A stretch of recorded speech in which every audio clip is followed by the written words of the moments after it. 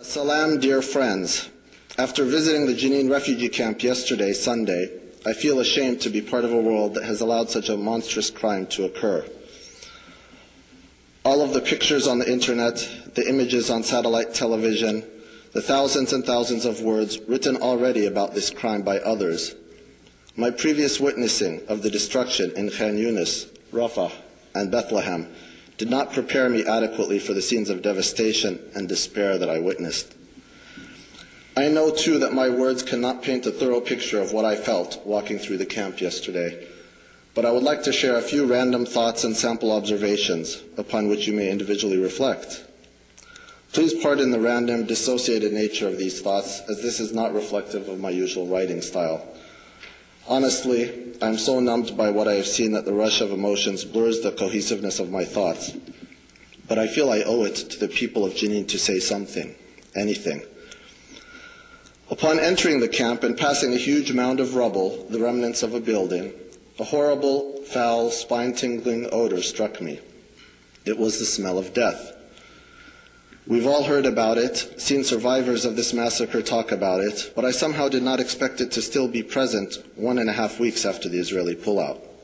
Yet there it was, greeting the dozens upon dozens of foreign and non-governmental organization delegations walking through the camp. Nobody knows how many are buried underneath, but there is no question that life was extinguished below this mound of rubble.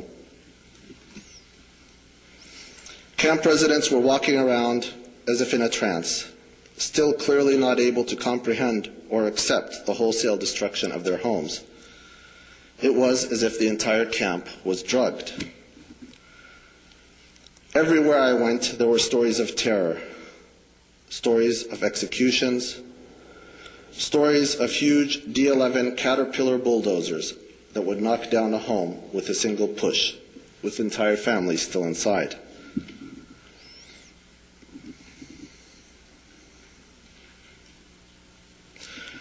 The story of the 85-year-old partially blind man whom I visited in a Jenin hospital. He'd been struck by shrapnel from an Apache helicopter shell fired at his home. The story of a young man who lost his right leg and part of his right hand when his home was shelled as well. The story of an 18-year-old boy killed in front of his home. We sat to offer our condolences to his uncle and cousin. Then I learned that the boy's mother was shot, also in front of the house, a mere 24 hours later. She too had died. This was a double tragedy. Stories of ambulances prevented from entering to evacuate the injured and dead. Stories of women being virtually strip-searched by soldiers before being allowed to escape the camps. Stories like that of the young man who was used as a human shield by the crew of an armored personnel carrier searching a school. They would open each door to a classroom and push him inside to test for any booby traps. Stories like the old man who stated that he had lived in his home in the camp for 50 years. What will I do now? Where will I go? He walked away, stooped over, with a tear welling up in his eye. The story of the woman who said she had received donations of food but had no gas or electricity with which to cook them. Multiple stories of burned out bodies of victims pulled from the rubble days after they were killed. Stories of curfew and snipers. The story of the mosque whose loudspeaker was used as a toilet by Israeli soldiers. Image, graffiti scrawled in English on a wall. Occupation is terrorism. Image, 4 or 5 young boys playing in the dirt next to a heap of rubble. What are you doing, I asked. We're building a tent since our home was destroyed.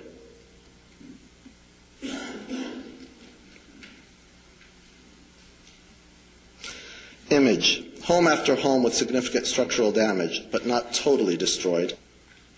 A wall or 2 or 3 missing. In the U.S., such a home would be declared unsafe and sealed off. Not here. A few metal rods are used to support the structure, and children play on what was once a balcony. This is not safe at all. An old man sitting on the rubble next to his home, staring off into the distance, seeming oblivious to the camp's visitors. and indeed to everything else around him. A penny for his thoughts. Image. For as far as the eye can see, several football fields, not a single home that was left unscarred or intact. The earthquake analogy is quite adequate. The difference, no search and rescue teams, no sniffing dogs looking for survivors, no real coordinated international effort to remove the rubble. Sound. In the distance, an explosion. Was it a mine placed by Israeli soldiers? Was it a booby trap placed by Palestinian fighters defending the camp? I don't know. Image. At the camp's United Nations medical clinic, evidence of deliberate destruction and looting. Bullet holes in a scale used to weigh babies.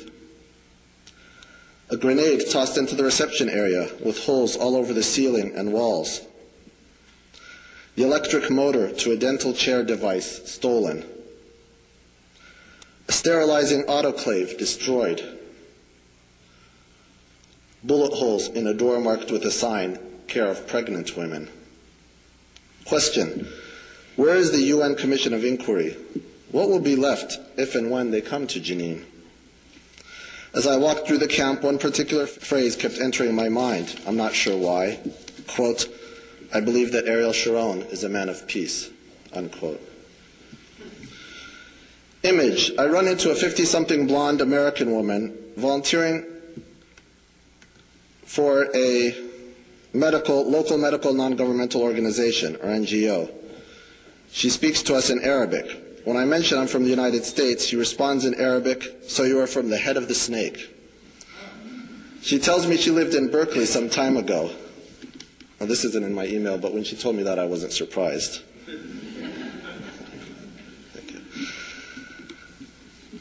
As I leave the camp's ground zero, I feel an uncomfortable mixture of sadness, grief, anger, and shame.